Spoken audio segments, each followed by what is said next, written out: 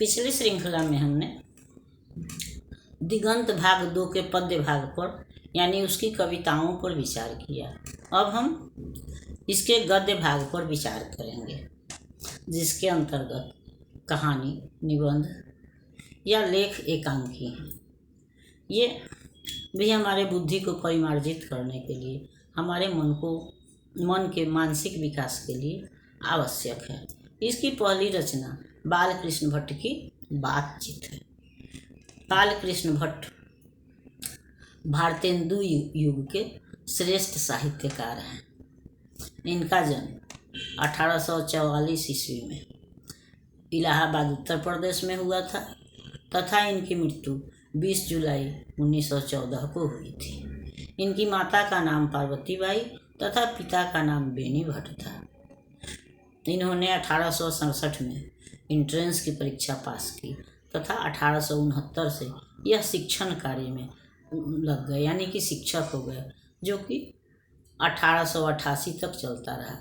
लेकिन उसके बाद इन्होंने शिक्षण कार्य को छोड़ दिया और ये स्वतंत्र रूप से लेखन करने लगे। ये भारतेंदु युग के आधार स्तंभ थे।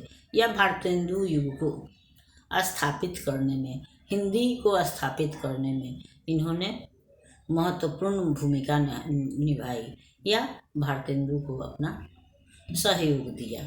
वैसे तो इन्होंने कहानी, उपन्यास, निबंध वगैरह लिखे, लेकिन प्रमुखता जो है वह इनके आलोचना की है। इन्होंने आलोचना को आधार प्रदान किया, जो कि बाद में एक अलग शाखा के रूप में विकसित हुई। यहाँ पर हम इनकी रचना बातचीत पर विचार करेंगे। बातचीत तो हम अपरिचित नहीं हैं। हम सब जानते हैं कि बातचीत जो है वह हमारे विचारों की अभिव्यक्ति का माध्यम है। वाणी जो है, आवाज़ बोलने की जो शक्ति है, वह हमको ईश्वर से प्रदत्त सर्वश्रेष्ठ उपहार है, जो कि हमको अन्य जीवों से अलग बनाती है, श्रेष्ठ बनाती है। बातचीत वह कला है जो दूसरे को भी अपना बना लेती है।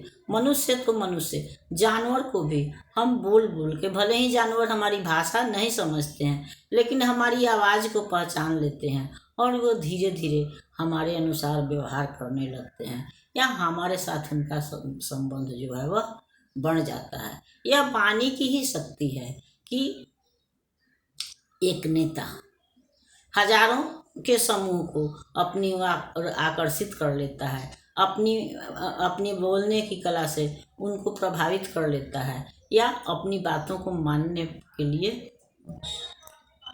मजबूर तो नहीं कर सकते हैं, लेकिन सहमत कर लेता है कि हम उसकी बात को मानते हैं।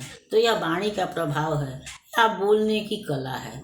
तो बातचीत भी कई तरह से, एक तरह से तो बातचीत वो होती है जो हम आपस में एक दूसरे से करते हैं, एक मित्र से करते हैं, अपने परिवार में करते हैं या अपने समाज में करते हैं।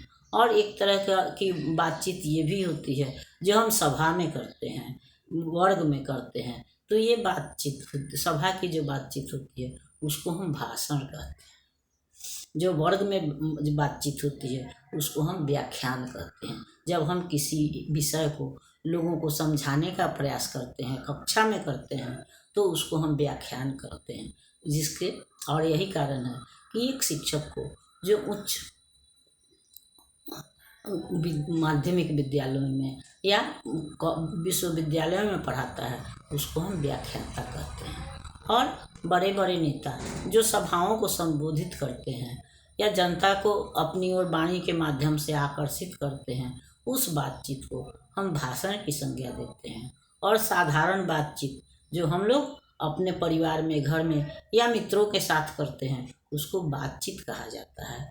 तो बातचीत या वाक शक्ति, वाणी वह शक्ति है जो दूसरे को भी अपना बना लेती है। और हम बिना बातचीत के रह भी नहीं सकते हैं, क्योंकि हम बहुत जब सुखी होते हैं तो भी अपने विचारों की अभिव्यक्ति के लिए अपने मित्र के पास, अपने परिचित के पास पहुंच जाते हैं। और ज़्यादा जब दुखी भी होते हैं तो भी हम अपने मित्र से, माता पिता से या भाई बहन से अपने दुखों को बांटते हैं, जहाँ से हमको या तो उस समस्या का समाधान मिलता है या फिर हमारा मन जो है उस समस्या से हट जाता है और इस तरह से मन जो होता है हमारा हल्का हो जाता है। तो हमारे मानसिक विकास के लिए बातचीत भी आवश्यक है और बातचीत महत्वपूर्ण है। इसलिए हमको भरसक कोशिश करना चाहिए कि हमारी भाषा का स्तर जो है वह ऊंचा हो, साथ ही वह दूसरे को खुशी प्रदान करे। कबीर के अनुसार ऐसी वाणी बोलिए मन का आपा खोए, और अन्न को शीतल करे आपहु शीतल हो। अर्थात हमको इस तरह की वाणी का प्रयोग करना चाहिए जिससे कि दूसरे को भी अच्छा लगे और हमको भी खुशी मिले। वाणी वही महत्वपूर्ण है या वही व्यक्ति सबको प्रिय होता है जो मधुर आवाज में बात करता है या अच्छी बातें करता है। कर्कश बोलने वाले व्यक्ति को कोई पसंद नहीं करता है। जैसे कोयल की आवाज़ को सब पसंद करते हैं, कौवे को कोई नहीं पसंद करता है। इसी तरह से जो प्रेमपूर्ण बातें करते हैं, मीठी बातें करते हैं, उनको सब पसंद करते हैं, लेकिन कर्कश बोलने वाले को कोई भी पसंद नहीं करता है। बात वही होती है, लेकिन बोलने के ढंग से जो है उसका अर्थ बदल जाता है। जैसे हम एक प्रश्न करते हैं, किसी से पूछते हैं कि कहाँ जा रहे हो, तो यह हमारी जिज्ञासा को प्रदर्शित करता है, इस इच्छा को प्रदर्शित करता है कि हाँ तुम कहाँ जा रहे हो, हम यह जानना चाहते हैं। लेकिन उसी को अगर हम कहते हैं कहाँ जा रहे हो, तो इसका मतलब होता है कि